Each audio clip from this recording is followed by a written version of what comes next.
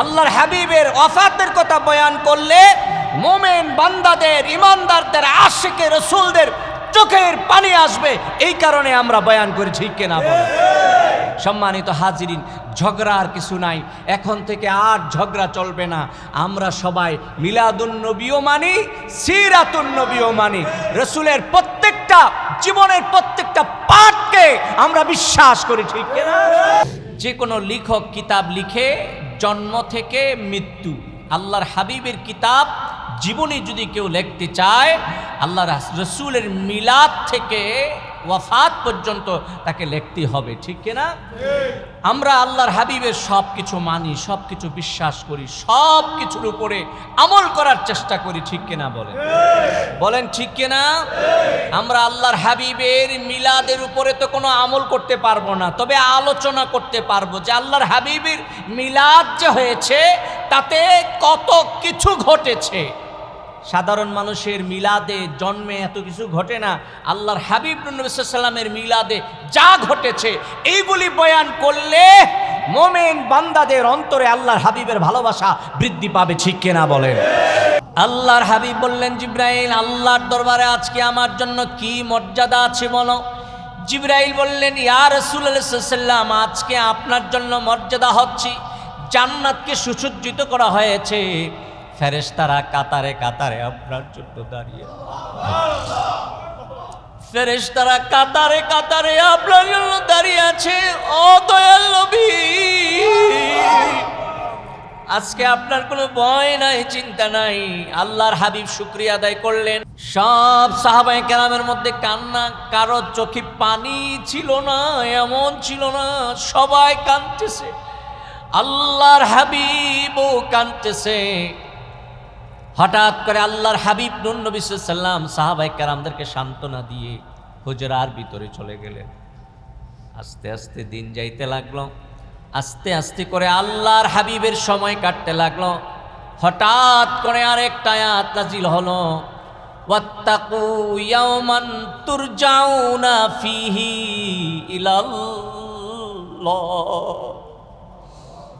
এই আয়াত নাজিল হওয়ার পরে আল্লাহর হাবিবের উপরে আর কোন আয়াত নাজিল হয় নাই। আয়াতটা ছিল শেষ আয়াত। আয়াত নাজিল হওয়ার পরে আল্লাহর হাবিব নূর নবী সাল্লাল্লাহু আলাইহি ওয়াসাল্লাম সাহাবায়ে কেরামদেরকে মসজিদে ডাকলেন, খবর দিলেন। সাহাবায়ে কেরামদেরকে বললেন, সাহাবীরা রে, আমি তোমাদের মাঝে আর বেশি দিন থাকবো না। আল্লাহর হাবিব সাল্লাল্লাহু আলাইহি ওয়াসাল্লাম শুকরিয়া আদায় করলেন, খুশি হইলেন। তারপরে আল্লাহর হাবিবের ইন্তিকাল ও ওয়াফাতের কাজ শুরু হয়ে গেল। জিবরাইল পাশে বসা, আজরাইল কাজ করছে, জিবরাইল সান্ত্বনা দেয়। আল্লাহর হাবিব সাল্লাল্লাহু আলাইহি ওয়াসাল্লামের চেহারা লাল হয়ে গেল। জিবরাইল কষ্ট পাচ্ছিলেন, জিবরাইল চেহারা ফিরে নিলেন। আল্লাহর হাবিব বললেন, জিবরাইল, কি আমার চেহারা দেখে কি তোমার ভালো লাগে না? দেখতে কি মনে চায় না? জিবরাইল বলে, ইয়া রাসূলুল্লাহ সাল্লাল্লাহু আলাইহি ওয়াসাল্লাম, আপনি দুনিয়া ছেড়ে চলে যাবেন, আল্লাহর দিদারে যাবেন, আপনার যে মুহূর্তটা আমার বড় কষ্ট হচ্ছিল। সকলে বলুন আলহামদুলিল্লাহ। একটি মাস পরে আমরা বানিয়াপাড়া ওলির দরবারে তালিমি মাহফিলে একত্রিত হয়েছে। এমন একটি মাসে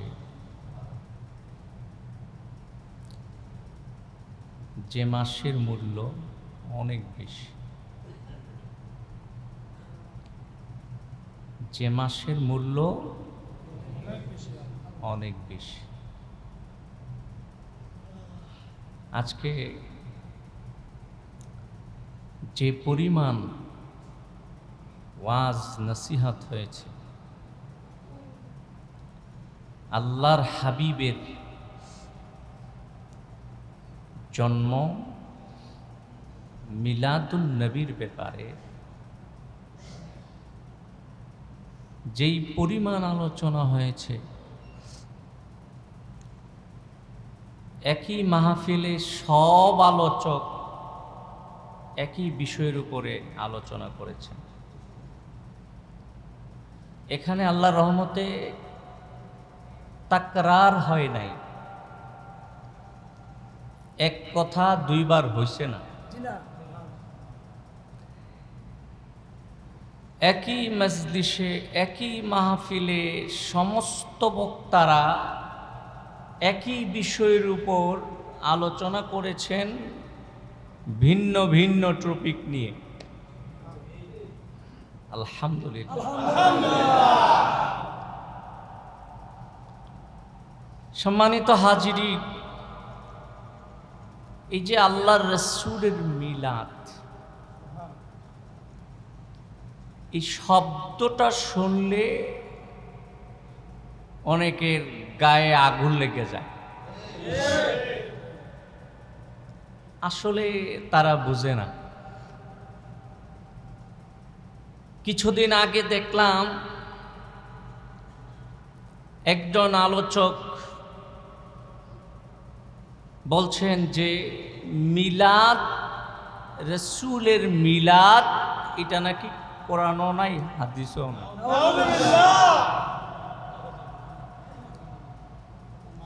এত আস্তে কইলেন নাউজুবিল্লাহ। মিলাদ মানে কি? জন্ম। আমার জন্ম যদি না হইতো আমি কি এখানে বসতে পারতাম? আমার জীবন হইতো? বুঝে না। এটা নিয়ে যে পরিমাণ ঝগড়া হচ্ছে, আসলে সেই পরিমাণ চিন্তা করে কথা হচ্ছে না। কি বলে? বলে সিরাতুন নবী। সিরাতুন নবী তো আমরা মানি। সিরাতুন নবী মানে হচ্ছে রসুলের আদর্শ, রসুলের জীবন। একটা মানুষ আসেই নাই, তার আবার জীবন করতে কে? ঠিক কিনা ভাইরা আমার? আসলে বুজার ভুল।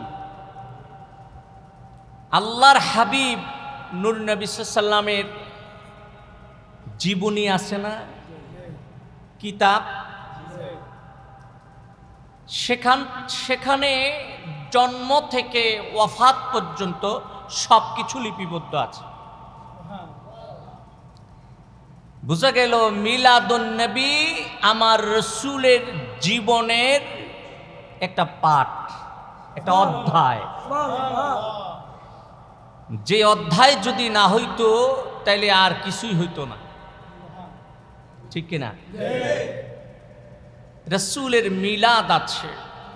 জন্মকে আমরা বলি মিলাদুন নবী, জীবনকে বলি আমরা সিরাতুন নবী, রসুলের চেহারাকে বলি সূরাতুন নবী।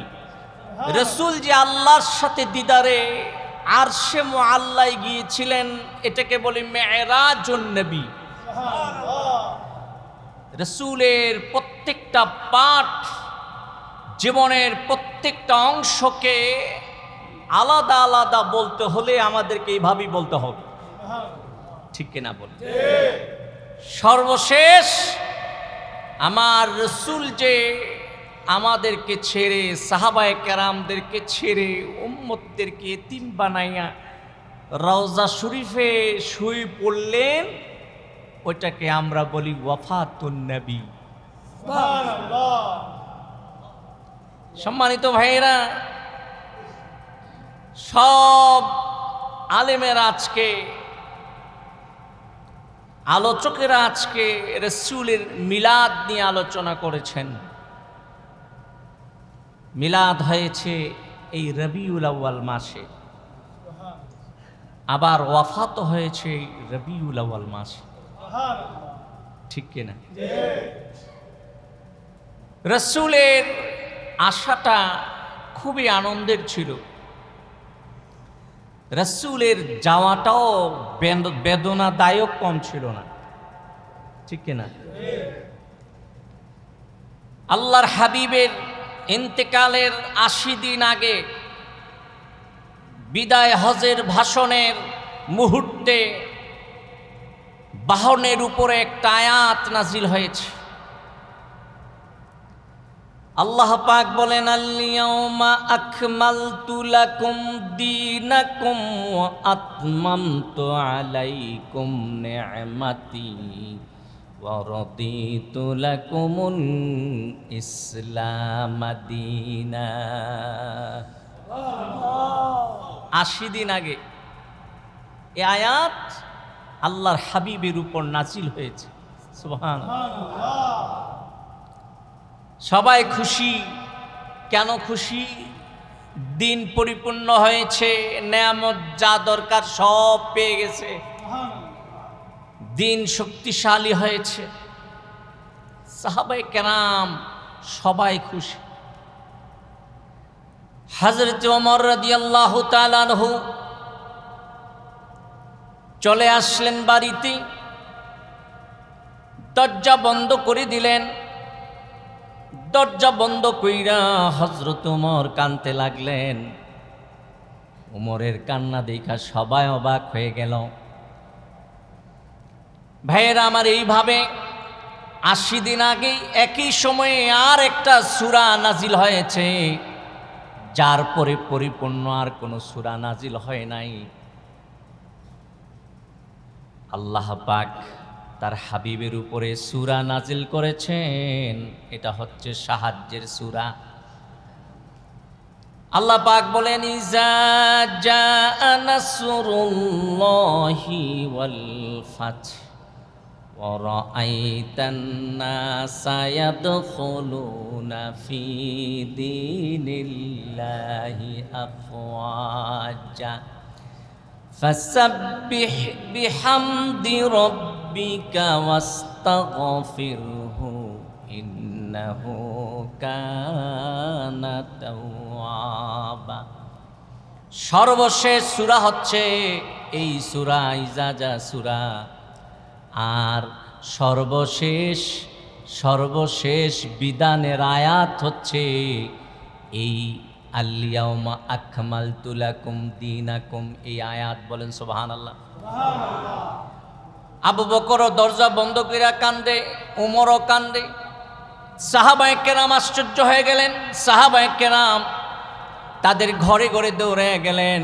আমরা তো সাহায্যের সূরা পাইয়া, আমরা তো দিন পরিপূর্ণ হয়ে গেছে, এই কারণে আমরা খুবই আনন্দে আছি। তোমরা কি বুঝলা? দুইজন, আবু বকর ওমর, তোমরা কি বুঝলা? তোমরা দেখা যায় দরজা বন্ধ কইরা কাঁদতেছ। হযরতে ওমর বলে, আরে নবীর সাহাবীরা, এই আয়াতের মধ্যে দিন পরিপূর্ণ হয়ে গেছে, এই আয়াতের মধ্যে আমি ওমর রাসূলের ওয়াফাতের গ্রাণ পাইতেছি। আবু বকর বলে, হে সাহাবীরা রে, তোমরা বুঝো না, দিন পরিপূর্ণ হয়ে গেছে, সাহায্য আসছে, তার মানে রাসূল আর বেশি দিন থাকবে না। ৮০ দিন পরে আল্লাহ রাসূলের বিদায় হয়ে গেছে এই রবিউল আউয়াল মাসে। সম্মানিত হাজিরিন, সাহাবায়ে কেরাম গেলেন তাদের দরবারে। তারা এই কথা বলার পরে সাহাবায়ে কেরামের মধ্যে এমন একটা অবস্থা তৈরি হলো, মনে হলো যে আকাশটা তাদের উপর ভেঙে পড়েছে। আবু বকর ওমর নিয়া সব সাহাবীরা গেলেন মসজিদে নববীর মধ্যে। যায়া সবাই মসজিদে নববীর মধ্যে বসলেন। একজন সাহাবী নবীর খবর দিলেন, ইয়া রাসূলুল্লাহ সাল্লাল্লাহু আলাইহি ওয়াসাল্লাম, আপনি জানেননি আপনার সাহাবীরা চোখের পানি ফেলতে ফেলতে বুক বাসাইয়া ফেলছে। আল্লাহর হাবিব নূর নবী সাল্লাল্লাহু আলাইহি সাল্লাম আসলেন মসজিদের ভিতরে। আয়েশা আবু বকর ওমরকে বললেন, ওমর, তুমি আয়াত দিয়া কি বুঝলা? আবু বকর, তুমি সূরা দিয়া কি বুঝলা? তারা বলল, ইয়া রাসূলুল্লাহ সাল্লাল্লাহু আলাইহি সাল্লাম, আপনার যে কাজের জন্য আল্লাহ পাঠাইছে, কাজ তো শেষ হয়ে গেছে। যেই কাজটার জন্য আল্লাহ পাক আপনাকে প্রেরণ করেছেন, দিন প্রচারের জন্য, দিন তো পরিপূর্ণ হয়ে গেছে, আমি গ্রাণ পাইতেছি আপনি আর বেশি দিন থাকবেন না।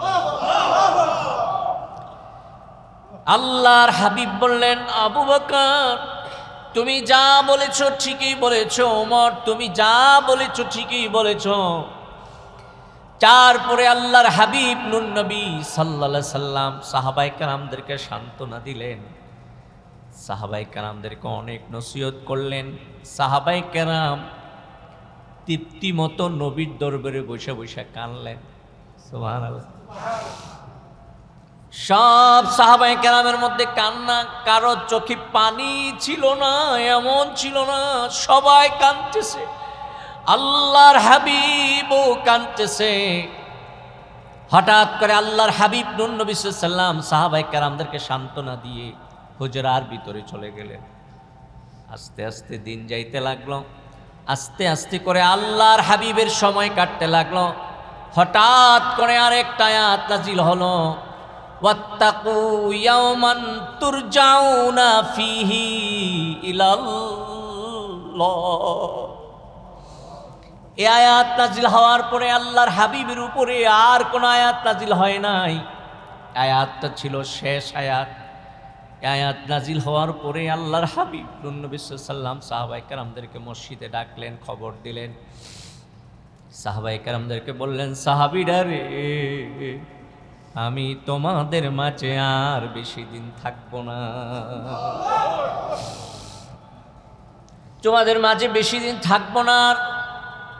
সম্মানিত হাজিরিন, এই আয়াত নাজিল হওয়ার পরে আল্লাহর হাবিব নূর নবী সাল্লাল্লাহু আলাইহি সাল্লাম 1 সপ্তাহ ছিলেন, 7 দিন ছিলেন। 7 দিন পরে আমার নবী দুনিয়ার এই ঝামেলা ছেড়ে আল্লাহর দিদারে চলে গেলেন। যেদিন আল্লাহর হাবিবের ওফাত হবে, আজরাইল আসছে দরজায়, আওয়াজ করেছেন, আসসালাতু ওয়াসসালামু আলাইকা ইয়া রাসূলুল্লাহ সাল্লাল্লাহু আলাইহি ওয়াসাল্লাম। আল্লাহর হাবিবকে সালাম দিয়েছেন, আহলে বাইতদেরকে সালাম দিয়েছেন। ফাতেমাতুজ জাহরা রাদিয়াল্লাহু তাআলা আনহা দরজায় যায় বলে, আমার বাবা নূর নবী একটু ব্যস্ত আছে। সুবহানাল্লাহ। কি নিয়ে ব্যস্ত? আল্লাহর সাথে দিদারে যাবে, এই ব্যস্ততা। ফাতেমা বুঝি না আজরাইল আসছে। একবার সালাম দিয়েছে, ফাতেমা এই উত্তর দিয়েছে, দ্বিতীয়বার সালাম দিয়েছে, একই উত্তর। আল্লাহর হাবিব ব্যস্ত আছে, নিজের নিয়ে ব্যস্ত আছে। তৃতীয়বার যখন সালাম দিয়েছে, ফাতেমা দয়াল নবীর ডাক দিয়ে কয়, ইয়া রাসূলুল্লাহ সাল্লাল্লাহু আলাইহি ওয়াসাল্লাম, কে আসছে? দরজায় দাঁড়ায়া সালাম দিয়েছে। তৃতীয়বার যখন সালাম দিয়েছে, আমার শরীরের সবগুলি পশম দাঁড় হয়ে গেছে। আমার যে চামড়া আছে, চামড়ার মধ্যে কাঁপুনি চলে আসছে, আমার কলিজার মধ্যে ভয় ঢুকে গেছে। আল্লাহর হাবিব বলে, ফাতেমা, ফাতেমা, এটা তো আর কেউ না, যিনি মানুষকে মৃত্যু দেয়, যিনি মানুষের জান কবজ করে, যে মানুষের সব দেহের জবানের জিহ্বার মজা শেষ করে দেয়, যিনি সবার সাথে সবার সম্পর্ক কর্তন করে দেয়, তিনি হইল আজরাইল। ফাতেমা, আর দেরি করো না, যাও যাও, তুমি সরে যাও, আজরাইল আসবে। আজরাইল প্রবেশ করলেন। আল্লাহর হাবিব বলে, আজরাইল রে, তুমি আসলা, তুমি আসলা, জিব্রাইলকে কই রাইখা আসছো? এ কথা বলতে দেরি হইল, এই কথা বলতে দেরি হইল, জিব্রাইল আসতে দেরি হইল না। আল্লাহর হাবিব বললেন, জিব্রাইল, তুমি কি জানো না আজকে আমি চলে যাব এই দুনিয়া ছেড়ে? তোমার কি খবর নাই? তুমি আমার কাছে কেন আসো না? জিব্রাইল বলে, ইয়া রাসূলুল্লাহ সাল্লাল্লাহু আলাইহি সাল্লাম, আমি অপেক্ষায় ছিলাম, আপনি তালাশ করবেন, আমি চলে আসব। ও নবীজি, ও দয়াল নবী, আপনার আজকে কোনো চিন্তা নাই, ভয় না। আল্লাহর হাবিব বললেন, জিবরাইল, আল্লাহর দরবারে আজকে আমার জন্য কি মর্যাদা আছে বলো। জিবরাইল বললেন, ইয়া রাসূলুল্লাহ সাল্লাল্লাহু আলাইহি ওয়াসাল্লাম, আজকে আপনার জন্য মর্যাদা হচ্ছে জান্নাতকে সুসজ্জিত করা হয়েছে, ফেরেশতারা কাতারে কাতারে আপনার জন্য দাঁড়িয়ে, ফেরেশতারা কাতারে কাতারে আপনার জন্য দাঁড়িয়ে আছে। ও দয়াল নবী, আজকে আপনার কোনো ভয় নাই, চিন্তা নাই। আল্লাহর হাবিব শুকরিয়া আদায় করলেন, তারপরে বললেন, জিবরাইল, আমার উম্মতের জন্য আল্লাহ কি মর্যাদা রাখছে এটা আমার একটু শোনায়া দাও। জিবরাইল আমিন বললেন, ইয়া রাসূলুল্লাহ সাল্লাল্লাহু আলাইহি সাল্লাম, আপনার উম্মতদেরকে আল্লাহ পাক ক্ষমা করবে, জান্নাত দিবে। বলেন সুবহানাল্লাহ। আপনার উম্মতের জন্য আল্লাহ পাক আপনার শাফাআত কবুল করবে। বলেন সুবহানাল্লাহ। আল্লাহর হাবিব সাল্লাল্লাহু আলাইহি সাল্লাম শুকরিয়া আদায় করলেন, খুশি হইলেন। তারপরে আল্লাহর হাবিবের ইন্তিকাল ও ওয়াফাতের কাজ শুরু হয়ে গেল। জিবরাইল পাশে বসা, আজরাইল কাজ করছে, জিবরাইল সান্ত্বনা দেয়। আল্লাহর হাবিব সাল্লাল্লাহু আলাইহি সাল্লামের চেহারা লাল হয়ে গেল। জিবরাইল কষ্ট পাচ্ছিলেন, জিবরাইল চেহারা ফিরে নিলেন। আল্লাহর হাবিব বললেন, জিবরাইল, কি আমার চেহারা দেখে কি তোমার ভালো লাগে না? দেখতে কি মনে চায় না? জিবরাইল বলে, ইয়া রাসূলুল্লাহ সাল্লাল্লাহু আলাইহি সাল্লাম, আপনি দুনিয়া ছেড়ে চলে যাবেন, আল্লাহর দিদারে যাবেন। আপনার যে মুহূর্তটা আমার বড় কষ্ট হচ্ছিল, এই কারণে আমি চেহারা ফিরিয়ে নিয়েছি। আপনার চেহারা তো বারবার দেখতে মনে চায়। সম্মানিত হাজিরিন, ওই মুহূর্তে আল্লাহর হাবিব তার উম্মতদেরকে যেই ওসিয়ত আর নসিহত করেছিলেন, আসসালাত আসসালাত ওয়া মা মালাকাত আইমানুকুম, ওরে আমার উম্মতেরা নামাজ পড়ো, নামাজ নামাজ, আর তোমাদের অধীনস্থ যারা আছে তাদের সাথে ভালো ব্যবহার কইরো। আল্লাহর হাবিবের ইন্তেকাল হয়েছে এই মাসে। সব আলেম ওলামা আজকে আল্লাহর হাবিবের মিলাদ নিয়ে, জন্ম নিয়ে আলোচনা করেছেন। জন্ম তো জীবনের একটা অংশ, আবার ওয়াফাতুন নবী সাল্লাল্লাহু আলাইহি ওয়াসাল্লাম এটাও তো জীবনের একটা অংশ, ঠিক কিনা? যে কোনো লেখক কিতাব লিখে জন্ম থেকে মৃত্যু, আল্লাহর হাবিবের কিতাব জীবনী যদি কেউ লিখতে চায়, আল্লাহ রসুলের মিলাদ থেকে ওয়াফাত পর্যন্ত তাকে লিখতে হবে, ঠিক কিনা? আমরা আল্লাহর হাবিবের সব কিছু মানি, সব কিছু বিশ্বাস করি, সব কিছুর উপরে আমল করার চেষ্টা করি, ঠিক কিনা? বলেন ঠিক কিনা? আমরা আল্লাহর হাবিবের মিলাদের উপরে তো কোনো আমল করতে পারবো না, তবে আলোচনা করতে পারবো যে আল্লাহর হাবিবের মিলাদ যে হয়েছে তাতে কত কিছু ঘটেছে। সাধারণ মানুষের মিলাদে জন্মে এত কিছু ঘটে না, আল্লাহর হাবিব নবী সাল্লাল্লাহু আলাইহি ওয়াসাল্লামের মিলাদে যা ঘটেছে এইগুলি বয়ান করলে মুমিন বান্দাদের অন্তরে আল্লাহর হাবিবের ভালোবাসা বৃদ্ধি পাবে, ঠিক কিনা বলেন? আল্লাহর হাবিবের ওয়াফাতের কথা বয়ান করলে মুমিন বান্দাদের, ইমানদারদের, আশিকে রাসূলদের চোখের পানি আসবে, এই কারণে আমরা বয়ান করি, ঠিক কিনা বলেন? সম্মানিত হাজিরিন, ঝগড়ার কিছু নাই, এখন থেকে আর ঝগড়া চলবে না। আমরা সবাই মিলাদুন নবীও মানি, সিরাতুন নবীও মানি। রাসূলের প্রত্যেকটা জীবনের প্রত্যেকটা পাঠকে আমরা বিশ্বাস করি, ঠিক কিনা? আল্লাহ যেন কবুল করে, মঞ্জুর করে। বলুন আমিন, বলুন আল্লাহুম্মা আমিন।